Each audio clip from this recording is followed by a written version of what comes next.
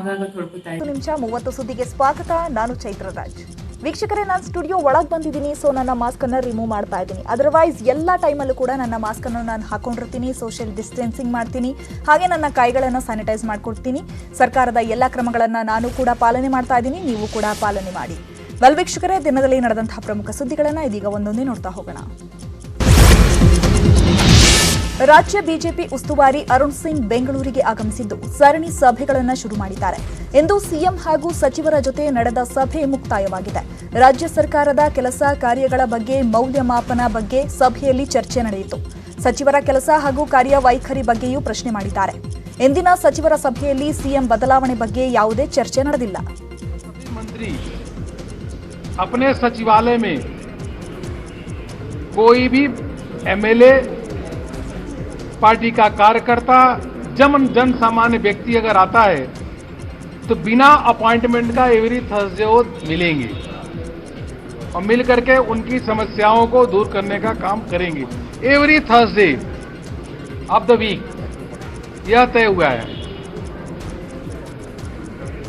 सरकार ने, प्रदेश सरकार ने बहुत अच्छे काम किए. 4,500 एकड़ जमीन जो है गरीबों को देने को, SC ST को देने का काम किया. इस प्रकार से अलग अलग मंत्रालयों ने बहुत अच्छा काम किया. तालाब की खुदाई, तालाब की सफाई, राशन देने का काम. 1 लाख रुपए अभी जिनकी कोविड के दौरान मृत्यु हो गई उनको देने का काम. इसके अलावा भी बहुत सारे काम हुए हैं. उन काम को नीचे तक प्रचार प्रसार कैसे करना है जिससे लोग स्कीम्स का लाभ भी ले.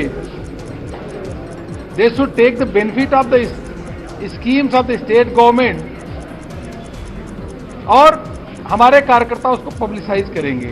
इसी प्रकार से मोदी सरकार ने जो काम किया है उन काम को, चाहे गरीब कल्याण, प्रधानमंत्री गरीब कल्याण अन्न योजना हो, ऑक्सीजन की उपलब्धता हो, पीएम केयर फंड के माध्यम से वेंटिलेटर देने की बात हो, प्रधानमंत्री आवास योजना, आयुष्मान भारत योजना, जो भी प्रधानमंत्री जी द्वारा, उनके सरकार द्वारा निर्णय लिए गए गरीब कल्याण के लिए अन्य योजनाएं, उनका निचले स्तर पे, जमीनी स्तर पे उनका और प्रभावी रूप से और उसका प्रचार प्रसार हो, इसके बारे में भी सबसे सुझाव लिए गए और चर्चा हुई है. सर, बहुत इम्पोर्टेंटली जो एप्लीकेशन यहाँ पे एक इम्पोर्टेंट था कि नेता लीडरशिप चेंजेस की बात किया जा रहा है. बहुत सारे नेता ऐसे थे, आपके ही एमएलए, आपके ही लीडर जो एप्लीकेशन लगा रहे थे येदियुरप्पा के खिलाफ और उनके बेटे के खिलाफ. देखो, मैं इतना बताऊंगा कि यह मीटिंग जो थी माननीय विधायक की, माननीय सभी मिनिस्टर्स की, चीफ मिनिस्टर की, अध्यक्ष की, हमारी, वह केवल इसी विषय पे बात हुई है जो मैंने आपको बताया. अन्य कोई विषय नहीं थे. पार्टी के संगठन को मजबूत करना, सरकार के गुड गवर्नेंस मॉडल को नीचे तक प्रचारित करना, केंद्र सरकार की योजनाओं को नीचे तक प्रचार प्रसार करना, मंत्रियों का और प्रभावी रूप से प्रवास हो. जो आम जन लोग हैं वह थर्सडे को आकर के सरकार के मंत्रियों से बिना अपॉइंटमेंट लिए मिले. इन्हीं पे चर्चा हुई है. हम सब लोग एक मत होकर के इस पे चर्चा की है. आपसे मिल सकते हैं, बिना अपॉइंटमेंट मिल सकते हैं कल परसों? मैं कल हूं, जो भी हमारे पार्टी के विधायक आएंगे, और वो तो पहले भी मैंने मिला हूं. मैं जब भी आता हूं पहले भी बिना अपॉइंटमेंट के विधायक से मिलता हूं. कभी भी ऐसा नहीं रहा. वो तो मिलता है, फिर मिले, हमें मिलने में हमारे पार्टी के विधायक मिलने ही चाहिए. हम उसमें क्या दिक्कत है? चर्चा ही करेंगे. चर्चा करेंगे तो उनसे पूछूंगा, भाई आप कितना दौड़ा करते अपने क्षेत्र में, क्या है आप क्या बैठकें कितना किए हो, तो हम उनसे चर्चा करेंगे, कोई दिक्कत नहीं. मीटिंग में योगेश्वर के साथ कुछ चर्चा किया है?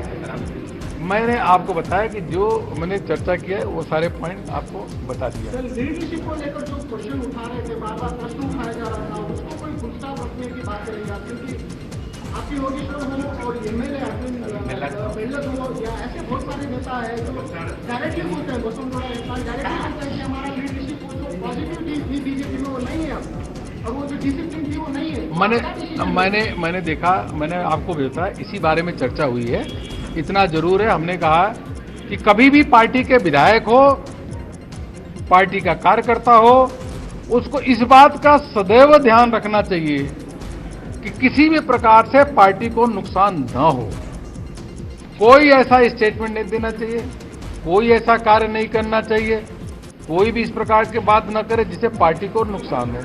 बोलने से पहले जरूर ये सोचे कि इससे पार्टी को नुकसान हो रहा है, फायदा हो रहा है। बस यही बात बोल रहे हैं सर, कुछ नहीं हुआ एक्शन नहीं हुई है सर। आप बहुत बार यही बाहर आते हैं मीडिया के सामने ऊपर ही बोलते हैं। चलिए, अब आप अध्यक्ष से बोले, मैंने सब बता दिया, ऑलरेडी एक्शन हुआ है। के बारे में आप बोले थे कि एक्शन लेंगे, कुछ नहीं हुआ है। भैया एक्शन तो 2 महीने पहले ले लिया, आपको अभी पता ही नहीं क्या आगे चले गए। अब आप उन्हीं से पूछे, बता सर वो बोलते हैं कि कुछ नहीं हो रहा है। स्टेटमेंट को कंटिन्यू कर रहे हैं सर। ऐसा लग रहा है कि उनके खिलाफ कोई एक्शन नहीं। अब चलो यार ये बताओ भाई, इतना से बड़ा इश्यू जो आपको बताया, कहाँ है इतना अभी भी अब इनसे एक मिनट, सर अभी भी एलएच में 10-15 में जम के बात कर रहे हैं, यही बात कर रहे हैं management. let the state president should say in Kannada, then I will shoot. ಮುಖ್ಯಮಂತ್ರಿಗಳ ಎದುರಿಗೆ ಕೂರಿಸಿಕೊಂಡು ಸಚಿವರ ಕರ್ತವ್ಯಕ್ಕೆ ಸಾಧ್ಯ ಆಗಿದೆ ಈ ಸಭೆಯನ್ನ ಎಂತ ಸಭೆಯನ್ನು ತಾವು ಬಂದಿದ್ದೀರ ಸರ್? ನೋಡಿ, ಈಗಾಗಲೇ ಮುಖ್ಯಮಂತ್ರಿಗಳು ಹತ್ರ ನೀವು ಕೇಳಿದ್ದಕ್ಕೆ ಉತ್ತರ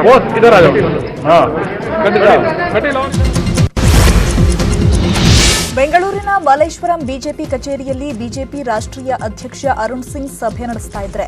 ಶಾಸಕರ ಭವನದಲ್ಲಿ ಶಾಸಕ ಬಸನಗೌಡ ಪಾಟೀಲ್ ಯತ್ನಾಳ್, ಶಾಸಕ ಅರವಿಂದ ಬೆಲ್ಲದ್ ಮೀಟಿಂಗ್ ನಡೆಸ್ತಾ ಇದ್ದಾರೆ. 8 ಸಮಾನ ಮನಸ್ಕ ಶಾಸಕರ ಜೊತೆ ಚರ್ಚೆ ನಡೀತಾ ಇದ್ದು ಕುತೂಹಲ ಮೂಡಿಸಿದೆ.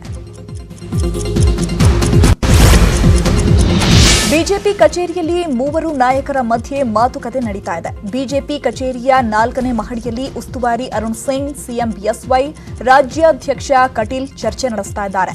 ಈ ವೇಳೆ ಶಾಸಕರ ದೂರಿನ ಬಗ್ಗೆ ಚರ್ಚೆ ನಡೆಸಿ ಎಲ್ಲವೂ ಸರಿಪಡಿಸಿಕೊಂಡು ಹೋಗಿ ಸಮಸ್ಯೆ ನಿವಾರಿಸುವುದು ನಿಮ್ಮ ಜವಾಬ್ದಾರಿ ಎಂದು ಉಸ್ತುವಾರಿ ಅರುಣ್ ಸಿಂಗ್ ಬಿಎಸ್ವೈಗೆ ತಿಳಿಸಿದ್ದಾರಂತೆ.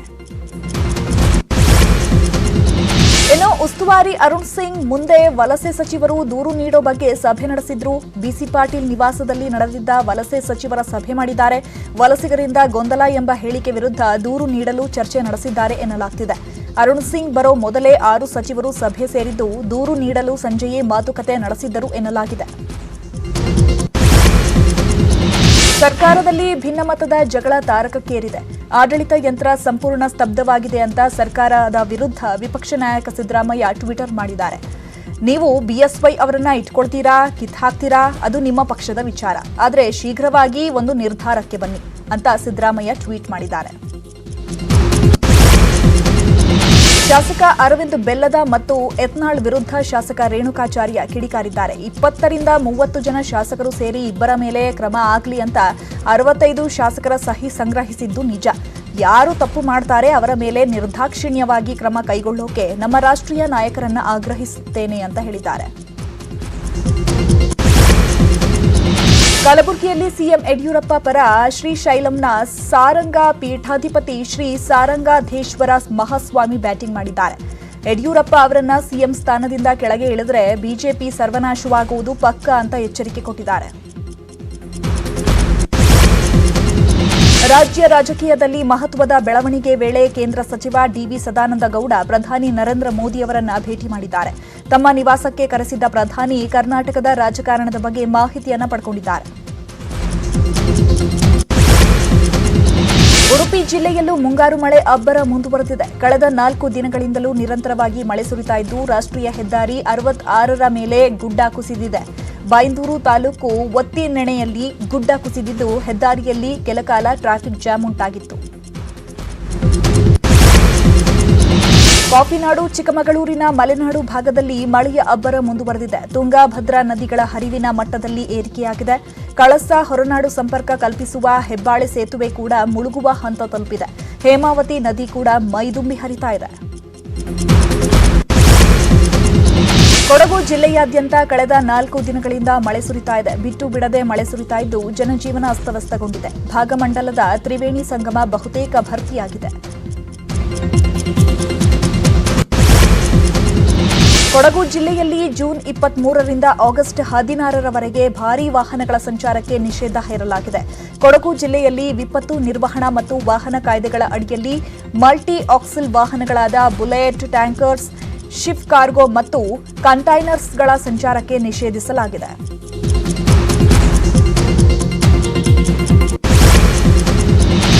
ಚಿಕ್ಕಮಗಳೂರು ಜಿಲ್ಲೆಯ ಮಲೆನಾಡು ಭಾಗದಲ್ಲಿ ಮಳೆಯ ಅಬ್ಬರ ಜೋರಾಗಿದ್ದು ಜಲಪಾತಗಳು ಜೀವ ಕಳೆಯನ್ನ ಪಡೆದುಕೊಂಡಿವೆ. ಬೆಟ್ಟದ ತುದಿಯಿಂದ ಬೀಳೋ ಕಾಮನದುರ್ಗ ಜಲಪಾತದ ನೀರಿನಿಂದಲೇ ಕೆಳಗೆ ಕಲ್ಲತಗಿರಿ ಫಾಲ್ಸ್ ಸೃಷ್ಟಿಯಾಗ್ತಾ ಇದೆ.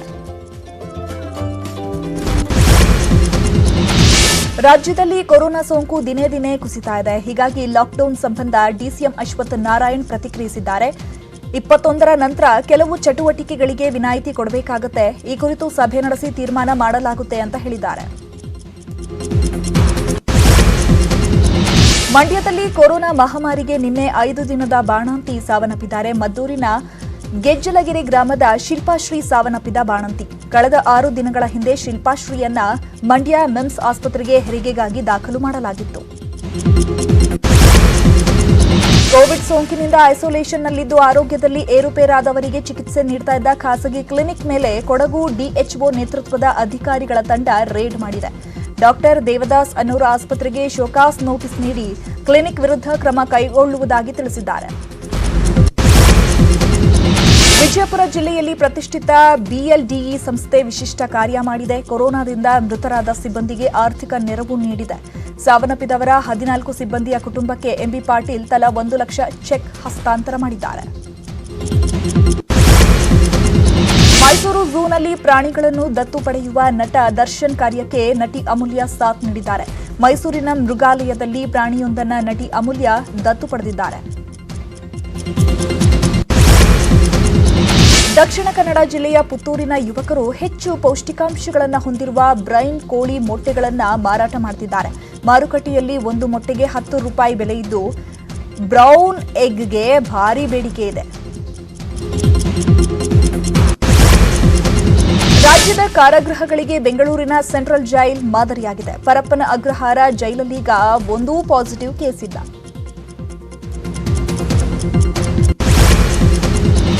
ಇನ್ನುಳಿದ ಎಲ್ರಿಗೂ ನಮಸ್ಕಾರ. ನಿಮ್ಮೆಲ್ರಿಗೂ ಗೊತ್ತೇ ಇದೆ ಕರೋನಾ 2ನೇ ಅಲೆ ಸ್ಟಾರ್ಟ್ ಆಗ್ತಾ ಇರೋದು. ದಯವಿಟ್ಟು ಕೈ ಮುಗಿದು ಕೇಳ್ಕೊತಾ ಇದೀನಿ, ಪ್ರತಿಯೊಬ್ಬರೂ ಮಾಸ್ಕ್ನ ಹಾಕಿ ಈ ಕರೋನಾ ಓಡಿಸಿ ಮತ್ತೆ ಲಾಕ್ಡೌನ್ಗೆ ಒಳಗಾಗೋದು ಬೇಡ. ನಾನು ಯಾಕೆ ಮಾಸ್ಕ್ ಹಾಕೊಂಡು ಮಾತಾಡ್ತೀರಾ ಅಂದ್ರೆ ನಾನು ಹೇಳೋದು ನಿಮ್ಗೆಲ್ರಿಗೂ ಕೇಳಬೇಕು. ನೀವೆಲ್ಲರೂ ಅದನ್ನ ಫಾಲೋ ಮಾಡ್ತೀರಾ ಅಂತ ನಂಬಿದ್ದೀನಿ. ದಯವಿಟ್ಟು ಮರಿಬೇಡಿ, ಮಾಸ್ಕ್ ಹಾಕಿ, ಸ್ಯಾನಿಟೈಸ್ ಮಾಡ್ಕೊಳ್ಳಿ, ಸೋಷಿಯಲ್ ಡಿಸ್ಟೆನ್ಸಿಂಗ್ ಇಟ್ಕೊಳ್ಳಿ. ನಮಸ್ಕಾರ, thank you.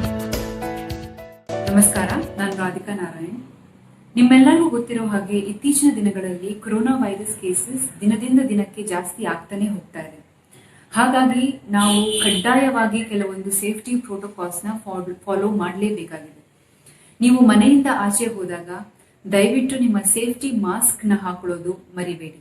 Social distancing follow ಮಾಡಿ, ನಿಮ್ಮ ಕೈಗಳನ್ನು ಆಗಾಗ ತೊಳ್ಕೊತಾ ಇರಿ, ಹ್ಯಾಂಡ್ ಸ್ಯಾನಿಟೈಸರ್ ಯೂಸ್ ಮಾಡಿ. ಅದಲ್ಲದೆ ನಮ್ಮ ಕರ್ನಾಟಕ ಸರ್ಕಾರ ವೆಲ್ಕಮ್ ಬ್ಯಾಕ್. ಉಳಿದ ಸುದ್ದಿಗಳನ್ನು ಒಂದೊಂದೇ ನೋಡ್ತಾ ಹೋಗೋಣ. ರಾಜ್ಯದಲ್ಲಿ ಪಾಸಿಟಿವಿಟಿ ದರ 4.35% ಬಂದಿದೆ. ರಾಜ್ಯದಲ್ಲಿ ಇಂದು 7,345 ಕೊರೋನಾ ಕೇಸ್ ಪತ್ತೆಯಾಗಿವೆ. ಸಾರಿಗೆ ನೌಕರರ ಕೂಟದಲ್ಲಿ ಒಡಕು ಕಾಣಿಸ್ತಾ ಇದೆ. ಜಂಟಿ ಕಾರ್ಯದರ್ಶಿ ಆನಂದ್ಗೆ ಗೇಟ್ ಪಾಸ್ ಕೊಟ್ಟ ಹಿನ್ನೆಲೆ ಸಂಘಟನೆಯ ಪದಾಧಿಕಾರಿಗಳಿಂದ ರಾಜೀನಾಮೆ ಪರ್ವ ನಡೀತಾ ಇದೆ. ಮಾಜಿ ಸಚಿವ Ramesh Jarkiholi black mail case ಸಂಬಂಧ ನರೇಶ್ ವಿಚಾರಣೆ ಮುಕ್ತಾಯವಾಗಿದೆ. ಎಸ್ಐಟಿ ಎಸಿಪಿ ಧರ್ಮೇಂದ್ರ ನೇತೃತ್ವದಲ್ಲಿ ನರೇಶ್ ವಿಚಾರಣೆ ನಡೆಯಿತು. ಹಾಸನದಲ್ಲಿ ಪೆಟ್ರೋಲ್ ಡೀಸೆಲ್ ಬೆಲೆ ಏರಿಕೆ ಖಂಡಿಸಿ ಜಿಲ್ಲಾ ಕಾಂಗ್ರೆಸ್ನಿಂದ ಪ್ರತಿಭಟನೆ ನಡೆಯಿತು. ನಗರದ ಡೈರಿ ವೃತ್ತದಲ್ಲಿರುವ ಪೆಟ್ರೋಲ್ ಬಂಕ್ನಲ್ಲಿ ಬೈಕ್ಗೆ ಪೆಟ್ರೋಲ್ ಹಾಕುವ ಮೂಲಕ ಪ್ರತಿಭಟನೆ ನಡೆಸಿದರು. ಬೆಂಗಳೂರು ಕೆಂಪೇಗೌಡ ಅಂತಾರಾಷ್ಟ್ರೀಯ ವಿಮಾನ ನಿಲ್ದಾಣದ ಟರ್ಮಿನಲ್ನಲ್ಲಿ ಬೀಡಿಗಾಗಿ ವ್ಯಕ್ತಿಯೋರ್ವ ರಂಪಾಟ ಮಾಡಿದ್ದಾನೆ. ನಿನ್ನೆಯಿಂದ ಬೀಡಿ ಸೇದದೇ ಇದ್ದ ಕಾರಣ ಮಾನಸಿಕ ಅಸ್ವಸ್ಥನಾಗಿ ರಂಪಾಟ ಮಾಡಿದ್ದಾನೆ. ಇನ್ನುಳಿದ 5 ಪ್ರಮುಖ ಸುದ್ದಿಗಳನ್ನು ನೋಡೋಣ. After small break.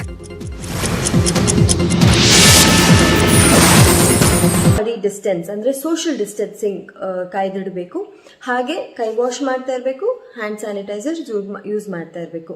ಇದರ ಜೊತೆಗೆ 45 ವರ್ಷಗಳಿಗಿಂತ ಹೆಚ್ಚಾದವರು ವ್ಯಾಕ್ಸಿನೇಷನ್ ಮಾಡಿಸ್ಕೋಬೇಕು. ಹಾಗೆ ಈಗ ನೈಟ್ ಕರ್ಫ್ಯೂ ಶುರು ಆಗಿದೆ. ಸೊ ದಯವಿಟ್ಟು ರಾತ್ರಿ ಆಗ್ತಾ ಇದ್ದಂಗೆ ಎಲ್ಲರೂ ದಯವಿಟ್ಟು ಮನೆ ಸೇರ್ಕೋಬೇಡಿ ಆ್ಯಂಡ್ ಗುಂಪಲ್ಲಿ ಕಾಣಿಸ್ಕೋಬೇಡಿ. Be safe, take care and let's. ಸುದ್ದಿಗಳನ್ನು ನೋಡೋಣ. ವಿಜಯಪುರ ಜಿಲ್ಲೆಯ ಭೀಮಾ ತೀರದ ಹಳ್ಳಿಗಳಲ್ಲಿ ಚಿರತೆ ಪ್ರತ್ಯಕ್ಷವಾಗಿದೆ. ಆಹಾರಕ್ಕಾಗಿ ರೈತರ ಜಾನುವಾರುಗಳನ್ನು ಬಲಿ ಪಡೆಯುವ ಮೂಲಕ ಭೀತಿ ಮೂಡಿಸಿದೆ. ಚಿಕ್ಕೋಡಿ ಜಿಲ್ಲೆಯಲ್ಲಿ ಅಕ್ರಮ ಮಣ್ಣು ಮಾಫಿಯಾ ಎಗ್ಗಿಲ್ಲದೆ ಸಾಗಿದೆ. ರಾತ್ರಿಯಾದರೆ ಸಾಕು ಕೃಷ್ಣಯ್ಯ ಒಡಲಿಗೆ ದಂಧೆಕೋರರು ಕನ್ನ ಹಾಕ್ತಿದ್ದಾರೆ. ಸಿನಿಮಾ ಇಂಡಸ್ಟ್ರಿಯಲ್ಲಿ ಕಾಸ್ಟಿಂಗ್ ಕೌಚ್ ವಿಚಾರ ಸಂಬಂಧ ವಿಜಯಪುರದಲ್ಲಿ ನಟಿ ರಾಗಿಣಿ ದ್ವಿವೇದಿ ಮಾತನಾಡಿದ್ದಾರೆ. ಕಾಸ್ಟಿಂಗ್ ಕೌಚ್ ಅನ್ನೋದು ನನ್ನ ಪ್ರಕಾರ ಒಂದು ಸಖತ್ ಸ್ಟುಪಿಡ್ ವರ್ಡ್ ಅಂತ ಹೇಳಿದ್ದಾರೆ. ಆನೆಮರಿಯೊಂದು ನೀರು ಕುಡಿಯಲು ಬಂದು ಇಂಗು ಗುಂಡಿಯಲ್ಲಿ ಬಿದ್ದು ಒದ್ದಾಡಿದೆ. ಈ ಘಟನೆ ಕೇರಳದ ಎರ್ನಾಕುಲಂನ ಕುಟ್ಟಂಪುಳ ಪ್ರದೇಶದಲ್ಲಿ ನಡೆದಿದೆ. ಕೊರೋನಾ ಸಂಕಷ್ಟ ಕಾಲದಲ್ಲಿ ಕೆಎಂಎಫ್ ಕೈ ಹಿಡಿದಿದೆ. ಮಳೆಗಾಲದಲ್ಲಿ ಹಾಲು ಉತ್ಪಾದನೆ ಹೆಚ್ಚಾದ ಹಿನ್ನೆಲೆ ಗ್ರಾಹಕರಿಗೆ ಉಚಿತವಾಗಿ ಅಧಿಕ ಹಾಲು ಪೂರೈಕೆ ಮಾಡಲಾಗ್ತಾ ಇದೆ. CNN ನ್ಯೂಸ್ 18 ಜೊತೆ ಸಚಿನ್ ತೆಂಡೂಲ್ಕರ್ ಮಾತನಾಡಿದ್ದಾರೆ.